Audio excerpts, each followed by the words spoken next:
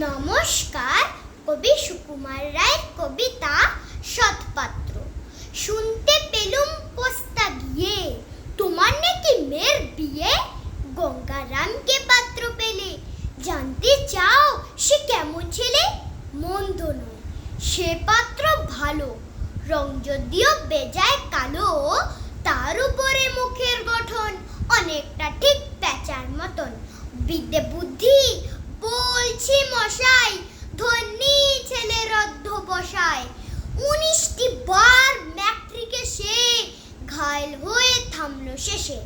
বিষয় আশয় গরিব বেজায়, কষ্টে সৃষ্টে দিন চলে যায়। মানুষ তো নয় ভাইগুলো তার, একটা পাগল একটা গোয়ার। আরেকটি সে তৈরি ছেলে, জাল করে নোট গেছেন জেলে। কনিষ্ঠটি তবলা বাজায়, যাত্রা দলে 5 টাকা পায়। গঙ্গারাম তো কেবল ভোগে পিলের জ্বর আর পাণ্ডু রোগের। কিন্তু তারা উচ্চ ঘর, কংসরাজের বংশধর। শ্যামলাহিলি বনগ্রামে কি যেন হয় গঙ্গারামের।